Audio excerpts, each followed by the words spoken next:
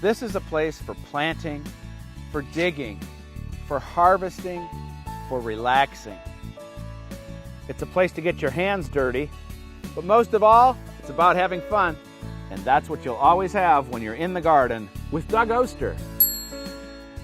You want a green thumb too, don't you? It has been an unprecedented summer of rain. I think we're up 5 inches above normal, and that means the garden, I've never seen it look this lush. Not only the tomatoes, but the weeds too. But with all that rain, it's the perfect storm for a pest that we're going to deal with, as always, organically. So the issue we're having is with something called slugs, which are snails without the shell, and they love moist, humid conditions. As I said, this is the perfect storm for them. And if you have something that's getting eaten and you can't figure out what it is, you can't see a rabbit or a deer or groundhog, here the slugs have outed themselves. When you see this kind of silvery, slimy trail on the plants, we know it's slugs. And I've got this container, the slugs have just been demolishing the plants, and then some beans over here too. And I'm using an organic control called Sluggo. Anything I'm going to use in the garden is organic, and it just overdoses the slugs on iron. There are a lot of ways to deal with slugs, but this is my favorite. You know, if you're going to trap them with beer, that's disgusting, and they won't cross copper. There's all sorts of different things, but Sluggo for 10 bucks, this is the way I'm going to do it. And they will ingest this, and then the slugs will be gone, and nothing else will eat it, and that's the good part. So we're just targeting the slug and not going to affect the good bugs. And I bet you the slugs are living right down in here. That's what they do during the day. When it's nice and warm, they're down in the soil. At night, they come up. That's why we never see them feed. All right, I'm going to get these beans next. Well, here the slugs are just living underneath this mulch. The mulch is great for the plants, but it's also the perfect place for the slugs to hide. All right, next up, we are going to start what I call the third part of the season, planting for fall. Well, our peas have finally given up the ghost, and boy, they lasted a long time. I probably have some seed in here I can save. I'm going to get all this stuff out of here, and as soon as I do, that means I'm planting something that, again, is going to take us into the next season, and we'll have to remove our golf clubs until we can find something vining. 3-iron. So this is just the very beginning of this, what I call third part of the season, where we're planting things that love cool weather. It's not cool yet, but by the time they sprout, by the time they get going, by the time we get into September, they're going to be in their prime and they're going to love the weather. This is a radish called China Rose. It is a heirloom that loves to grow during the winter. They get 5 inches long. It's a very old variety, and this is the perfect spot for it. I've got some basil here, which will be gone in a couple months. Actually, a tomato called Red Racer that was sent to me late.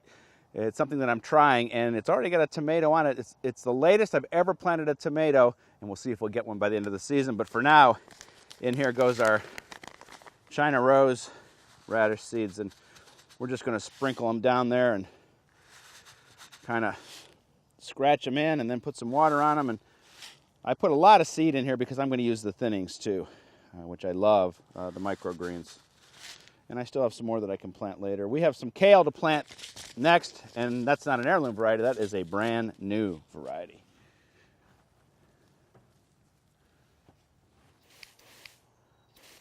Even though we have had a lot of rain, whenever we plant seeds, we've got to get it moist so that they sprout and keep them moist until they do sprout. But check out this vine here. This was one of our bargain plants, this Moonflower, and there's supposed to be morning glories in there too. I don't know if they're in there, but it's covered this entire windmill, and as I said, it was a bargain, and I can't wait to see it start to flower, and it shouldn't be long. Unlike the heirloom China Rose radish, this is a brand new All-America selection. It's a kale called Prism, and All-America selection means that it's been tested all around the country by lots of different growers and awarded that AAS certification. I love to try this new stuff and see how it does. Again, kale is a plant that tastes best after a frost, so by the time it gets going, it gets established, it's going to just enjoy that cool weather. All right, I want to show you a couple other things in the garden that we're doing right now. Get some water on this.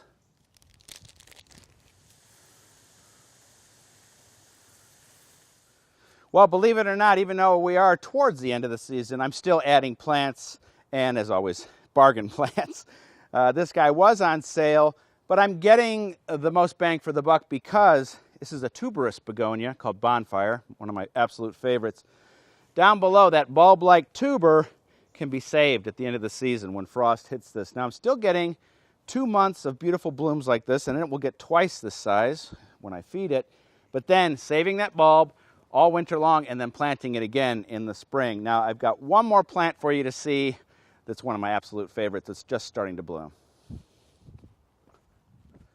Well, this is one of my favorite late flowering plants, anemone or windflower. It is just starting these beautiful purple blooms. This variety is called Queen Charlotte, and when this plant is established, once we get it planted and it goes, there's nothing it needs from us, and that's the kind of plant that I love. All right, let's finish up.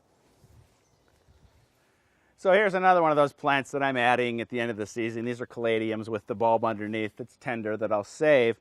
Now, check me out online. That's where you can find lots of other garden stories, videos, blog posts, and how you can become a member of my Seed of the Month Club. I've got a free gardening symposium for subscribers coming up. Now, until next week, I've got to get after those weeds. Otherwise, that garden is just going to be a complete jungle of weeds. We'll see you then. It seems like this season has been nonstop rain, which means it's been the perfect storm for slugs. Tune in this Friday to In the Garden. We'll show you how to deal with them organically.